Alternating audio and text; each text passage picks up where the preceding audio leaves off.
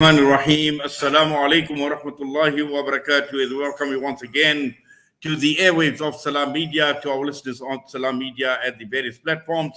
And tonight, being the 17th of Ramadan, Alhamdulillah, more than halfway through the month of Ramadan, and we trust and hope that you continue enjoying the blessings of this beautiful month of Ramadan. Alhamdulillah, Allah subhanahu wa ta'ala is kind to us, and we make shukr. We thank Allah subhanahu wa ta'ala for his mercy and for his blessings during the month of Ramadan. But not everybody in the Muslim Ummah is enjoying the Ramadan that we are in. And we know, if we have been following developments in Palestine, if we have been following developments at Masjid Al-Aqsa, we will know that as the Israeli police entered Masjid Al-Aqsa once again, and many people were injured, and there have been raid after raid in Masjid Al-Aqsa, and this happens Ramadan after Ramadan. This seems to be happening out in Palestine. And this evening, we need to unpack what is taking place. And we are talking with Mouad Khatib, who is a graduate of English and Rhetoric Studies, political and a youth activist from occupied Palestine, who is going to be with me for the next half an hour or so. Brother Muaz, Assalamu alaikum wa rahmatullahi wa barakatuh. Ramadan Kareem to you, and welcome to the airwaves of Salam Media this evening. Alaikum assalam wa rahmatullahi wa barakatuh. Ramadan Kareem, thank you, brother, for having me. And thanks for Salam Media for its continuous coverage. Yes, Brother Muaz, if you could just speak up a bit, you are sounding a bit faint. So if you could just try and raise your volume a bit, inshallah, so that we can hear you a lot more clearly. I'm really sorry. This is the best I can do. I'm talking to the phone directly. I am not sure what causes that. It's okay, no problem. We will continue, inshallah. Now, obviously, we know of the fact that, with Ramadan, and as the entire Muslim world is enjoying this beautiful month of Ramadan, enjoying the mercy and the beauty of the month of Ramadan. And this was expected, because we've seen in previous Ramadans, we've seen the actions of the brutal Zionist occupation. And once again, we've seen Masjid Al-Aqsa come under the radar, Masjid Al-Aqsa under the spotlight. And we have now seen repeated raids by Israeli police carried out at the masjid since Friday. And if you could just take us through some of the developments that have taken place from Friday until now. Yes. Now, let me first explain why it all happened. I am sure it's not clear to all people what happened. Why is that all violence? Why is there bloodshed in the yards of Al-Aqsa Mosque?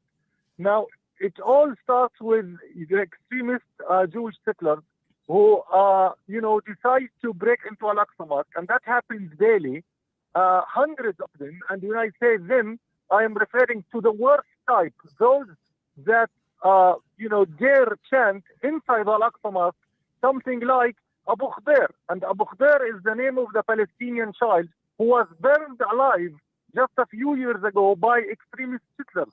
So imagine, they are not only breaking inside Al-Aqsa Mosque, they are not only desecrating it, not only provoking Muslim worshippers there, they even chant slogans like Abu Khadir and Nakba, which is a Palestinian catastrophe. So, all that happens, they provoke Muslim worshippers in Ramadan when it is the time for us to go and pray in Al-Aqsa Mosque and worship. They come unprovoked, they come unenticed, and obviously Palestinians and Muslims can't just stand there watching. So when they react, even with chanting something like Allahu Akbar, they are assaulted, they are attacked, and that's how it all starts. Yes. Now, obviously, we know about these extremists, and these extremists obviously go to the extent of desecrating Masjid Al-Aqsa. And what we have learned about this far-right group is they are even offering cash. They're offering money to anyone who went into Al-Aqsa Mosque and sacrificed a goat. Exactly. And this is a serious escalation. It never happened before. Every year, and it is important to note, that this, desecration of the mosque doesn't happen only in Ramadan. It happens throughout the year. But in Ramadan, it gets, to even a worse level. And this time, it never happened before that. They also declared publicly that they also will be sacrificing a sheep or goats inside the Al-Aqsa Mosque to get closer to their creator. And I don't know, and I cannot understand, what kind of worship that comes on the expense of other people's blood, of other people's souls. So they sacrifice blood to get closer to Allah, but they actually shed human blood inside Al-Aqsa Mosque. Yes. Now, let's just talk about the timing of what had happened on Friday. Now, they actually entered before the Fajr Salah as people were gathering. So people had basically had their suhoor. They were getting ready for their Fajr Salah, and they were getting ready for another blessed day of Jummah. And when one looks at the timing of this, in the early hours of the morning, when this is least expected, and obviously this had caught the people, those that had come to Masjid Al-Aqsa to pray Salah, to pray Fajr Salah, it had caught them by surprise. But also at the same time, when one looks at the violent manner in which they had conducted themselves, where we've heard of well over 150 Palestinians who were actually injured in this violence, and many of them were even detained, Brother Mouad. Well, brother, there's really nothing that I can say about this. When the whole world is silent, when even Arab and Muslim countries are normalizing with Israel, when they are basically rewarding Israel for the crimes it is conducting against Palestinians, then what do you expect? Everyone, we wish that the old days would come back when we were wishing that a word would be said by the world government. Now they are not only turning a blind eye, they are actually actively collaborating and helping Israel in its crimes. Imagine that in the next Israel Independence Day, which we commemorate as the Nakba Day, that is the day of catastrophe that befell the Palestinians. The Emirates, the United Arab Emirates, that's an Arab and Muslim country, will be participating with fighter jets in the celebrations of the Israeli Independence Day. Now, this is something unimaginable. You can't even rationalize it. You can't understand it. So when that's the reality, when the world is silent, when it deals with double standards with human beings, if it is Ukrainians or white people, then they deserve justice. But if it's Palestinians, then it is totally okay to just kill them in the street. Then what do you expect the Israeli government to do? Exactly. And I think you make a very, very good point with regard to the silence of the Arab world and the silence of the Muslim world. We know that many people on the ground... It's no longer silence, brother. It is active collaboration.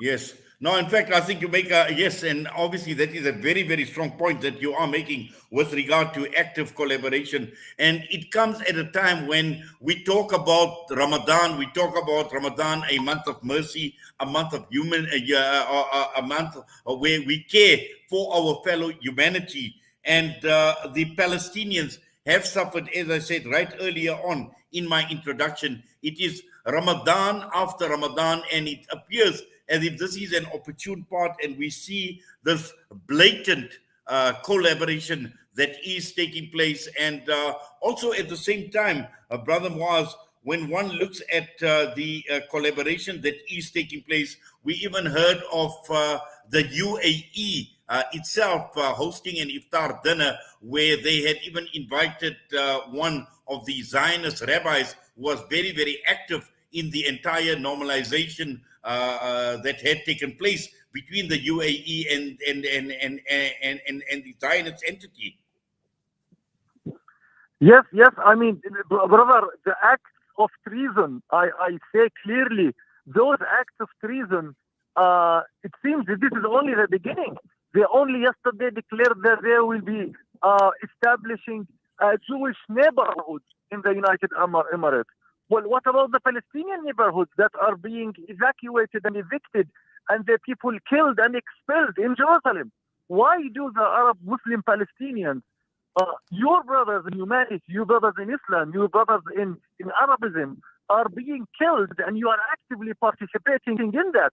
And at the same time, you are allowing the creation of a new Jewish neighborhood in the United Arab Emirates.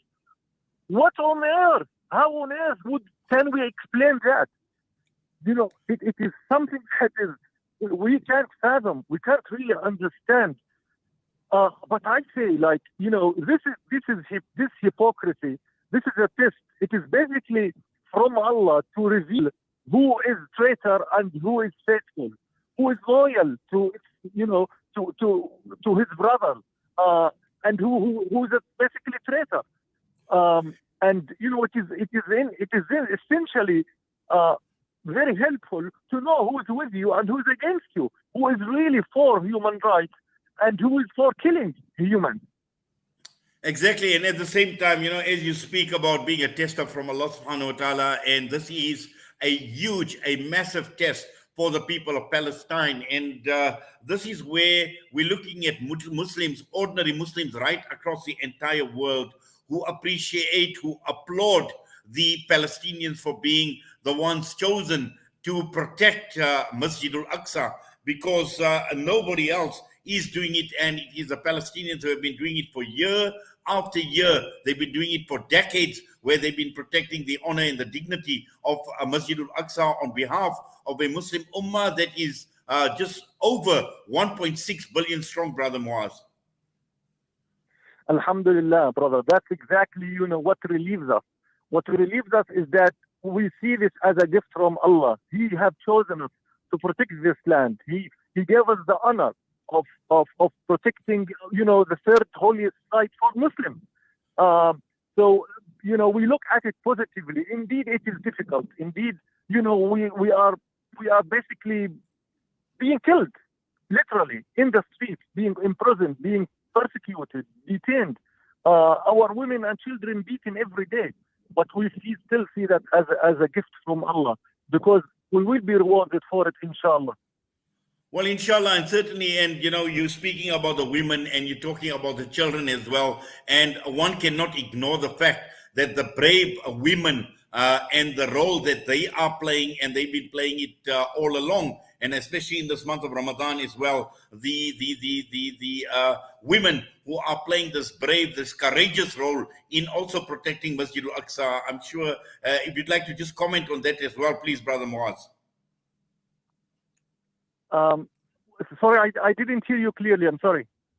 I'm saying, I'm talking about the role of the women. One cannot forget our sisters and our mothers who are doing so much to protect the honor of Masjid Al-Aqsa. They are in the forefront, brother. They are leading the struggle. To be honest with you, not only they are raising, you know, our children to also resist and stand for our rights. They are also in the forefront. You see women defending Al-Aqsa Mosque with their bodies, you know, with their voices, with everything they have. So, alhamdulillah, we are all united. There is a unity in the defense of Al-Aqsa Mosque. And as I said, we see this as a gift. And we will never neglect Al-Aqsa Mosque, and we will keep protecting it with our bodies, with our souls, inshallah. Inshallah. Now, Brother Muaz, we are heading towards the second half we've already entered the second half of the month of Ramadan. Brother, sorry, I really urgently need to go, so please excuse me, and I apologize for not being able to continue this interview, okay? No problem, Brother Muaz. I just wanted a very quick comment from you with itikaf, because we know that there are many foreigners who are going to be coming through to Masjid Al-Aqsa for itikaf, particularly in the second half or towards the end of the month of Ramadan. Well, I mean, I encourage everyone to speak out. If they come Al-Aqsa Mosque, be active. Don't just, you know, pray and then leave the mosque. If you say enough is being done, stand up. I saw one brother from the UK who was also detained in the last round of aggression against worshippers. And he was filming and he spoke out. Another guy from Canada. So do, you know, as much as you can. This is not only for Palestinians. Al-Aqsa Mosque is holy for all Muslims in the world and for all Arabs. So everyone is expected to make a role and to try to alleviate the suffering of Palestinians and to do them justice. Well, Brother Mouad, Jazakallah khairan so much for taking time out. I know you are rushed, you have been in a hurry, but we do appreciate you taking time out, and we continue making dua for you. We continue making dua for our brothers and sisters in Palestine, and we also make dua for the protection of Masjid Al-Aqsa, inshallah. Jazakallah khairan so much for coming on, for talking to us. Assalamu alaikum wa rahmatullahi wa barakatuh. Alaikum assalam. Wa alaikum assalam wa rahmatullahi wa barakatuh. That was Mouad Khatib, who had joined us. He is a graduate of English and Rhetoric Studies, and also a political and a youth activist from occupied Palestine, providing us an update and unpacking what had taken place with regard to the Israeli security apparatus, the police, having entered the Al-Aqsa Masjid compound, and as the Musallis had gathered for their Fajr Salah. And after that, they detained basically well over 150 people. Many people were injured. And as Mouad Khatib mentions, he says the silence and the collaboration, the active collaboration of the Arab world. And I think this, at the end of the day, is a huge slap in the face of the Palestinians. They've looked at it as a kick in the teeth, because we've seen very little come through. We've seen a few empty statements come through from the likes of Jordan and from the likes of Egypt as well, making a few statements that with regards to the tensions, and at the same time the police entering. But other than that, we've seen absolutely nothing else come through. So with that, we're going to go through for a break, and but before we do that, we are going to, there is going to be a demo that is going to be taking place at the Wits Bridge, and this is going to take place on Thursday, the 21st of April, 2022 at 4:30. That's at 1600 hours, at 4:30 p.m. in the afternoon, and this is under the banner Protect Al-Aqsa, and this is a flag demonstration that is taking place, and people are encouraged to join this flag demonstration, which is taking place, and that is courtesy of AMIC, the AMIC DAC at the Wits Bridge, Thursday, the 21st of April, 2022 at 4:30 p.m.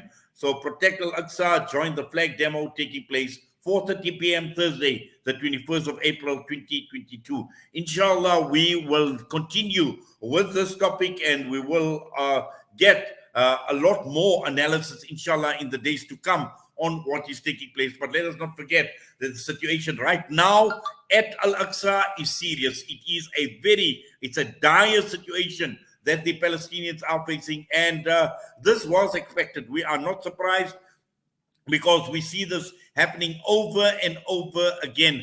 The moment the month of Ramadan sets in, after a few days, the brutal Zionist entity and their security forces once again would raid Al-Aqsa, and this time with the help of the extreme right-wing Jewish settlers.